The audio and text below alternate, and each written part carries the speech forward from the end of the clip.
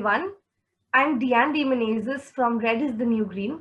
And when we first talk about stigmas and taboos, periods are usually the first word that comes up, and absolutely rightly so. There are approximately 355 million menstruators in India currently, which means that there are 355 million unique stories, unique expressions, and unique views about their first period. While I had the opportunity to conduct menstrual health awareness sessions across the length and the breadth of India, I had the privilege to hear some of them, which ranged from the most heartbreaking stories to some absolutely hilarious ones.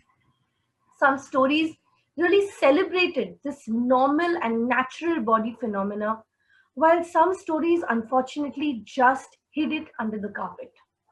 But in one out of two cases, most of them could not even say the word period because of the deep shame and stigma attached. For me, shedding the layer means parda. Parda is the Persian word which means veil or layer, and metaphorically, the period topic is one such which is always shrouded in a layer of mystery, secrecy, and unfortunately, a lot of misinformation. For us to broach such a topic like this and really think about shedding the layers, we need to understand what's happening. We need to unpack it so that we may pave the path for others who also want to live their best and most empowered and authentic lives. Today, together, all of us are going to learn, address a couple of them, and shed these layers as we try our best to empower other people in our community as well. So, to begin with, in case you've missed out, periods have quite a bad reputation. In fact, they've had that reputation for a few centuries now. Whoever's handling public relations for PR needs to be fired immediately. They're doing a terrible job because it's 2021 and we still have to dedicate an entire talk to unpack menstruation. So, where does this really start? Well, it all begins at home. The very first layer I think we all need to work towards shedding is our personal experience with menstruation. For me, it was at the age of 13 when, despite a privileged background and despite having access to education, I was not given any information regarding the topic because of the deep rooted shame felt by my mother. I got my period, no one was home to help. And when my mother found out, because I had obviously made a few stains across the house, she simply gave me a sanitary napkin and said, "This is not something we discuss." At that young age, it was instilled in me that yes, this is something bad. This is something I'm not at all proud of. So today, let us begin by acknowledging our experiences, the positives, the negatives. Whether we've had periods or not, everyone has at least one story attached to it. Our various biases and opinions regarding this topic, and let's focus on seeking answers and clarity so that together we may raise the next generation of young Indians who do not have this stigma and bias.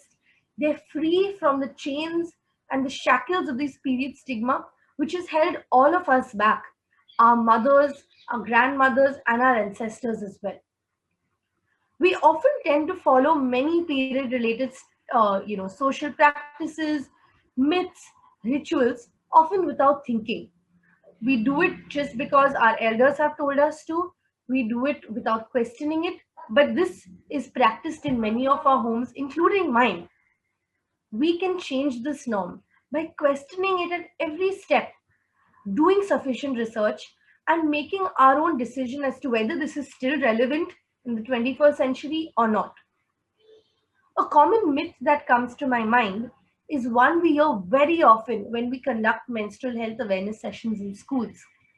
The myth is that on your period, you should not wash your hair. And if everyone's heard of it, do let us know because it's extremely common. Girls do not wash their hair on their period because it is believed that it will increase your blood flow significantly and you'd have an extremely painful period. Well, the origin of this myth is 300 years ago. 300 years back, we did not have access to plumbing systems, we did not have access to toilets, and of course, no running water. Back then, our ancestors, everyone went to community water bodies like rivers, lakes, ponds to have a bath. For hygiene purposes at that time, women on their periods were told to not come to these bodies because they did not want the water streams to get contaminated with these body fluids. And these women were requested that once their period is over, please do join back. What year are we in again? We're in 2021. But unfortunately, our thoughts and our mindset is still stuck 300 years back.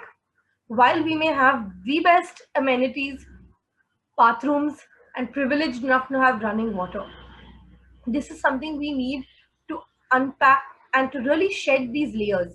While it might have been really relevant back then, currently this is not something relevant. And let me bust that final myth.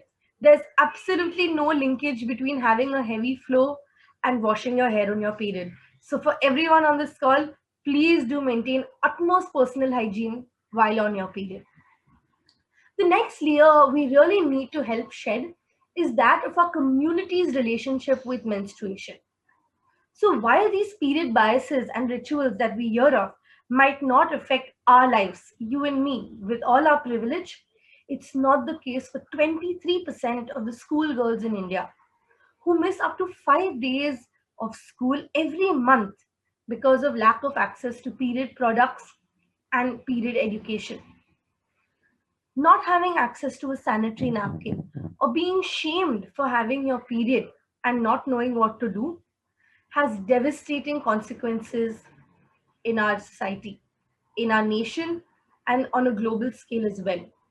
You see, when these girls miss out those 5 days of school, there's a very, very high chance they're going to miss out their higher education. It also means they're not going to get access to future job opportunities, and they're one step further away from being financially independent and providing for themselves and their family. I want to talk about one person who crossed my path when we just started Red is the New Green. Her name was Sunita, and she started crying one time when we were conducting a session. Now, I was convinced that my teaching skills were not that bad, but Sunita had a really heartbreaking story to tell. At the 8th standard, she missed out her entire education because in her school in rural Maharashtra, she was shamed for having her period. She was shamed because her skirt had a stain on it, and that resulted in Sunita never coming back to school after that day. She started crying 20 years later in an awareness session conducted by us because that's when she realized that periods are just a normal body function. And she was crying at the fact that she missed out the best years of her life because of this normal process which nobody told her about.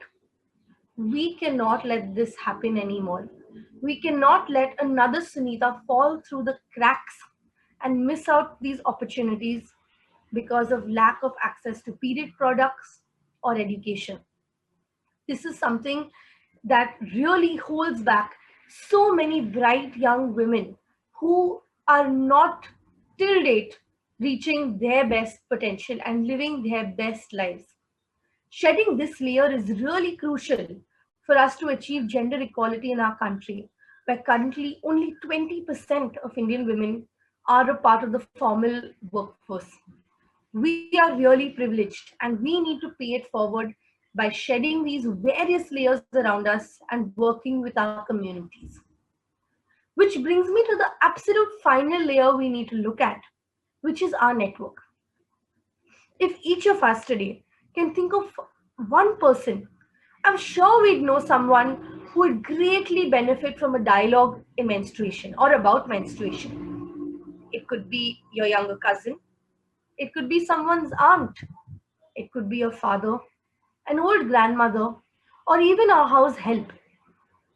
There's a lot to gain when we can become beacons of education, guidance, and hope for other people who really want to find their path, want to share their innovations in their journey when it comes to menstrual health. Since I've started and founded Red is the New Green, I've had the immense privilege and pleasure to meet with young fathers who've never said the word period in their whole life, but now want to stand and support their daughters.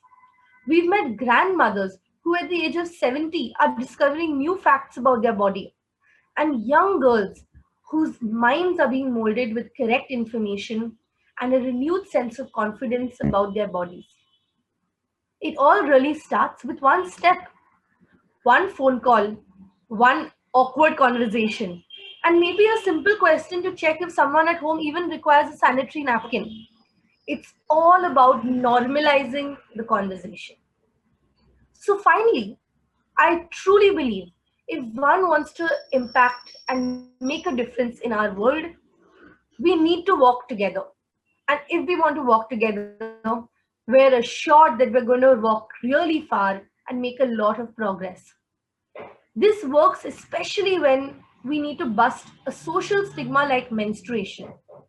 What we need to do after this is really take a few minutes today, identify what layers hold us back, and begin the little awkward, uncomfortable, but mostly extremely important work of shedding these layers so that together all of us may reap the benefits of an extremely healthy, inclusive, and a very positive India. Thank you so much.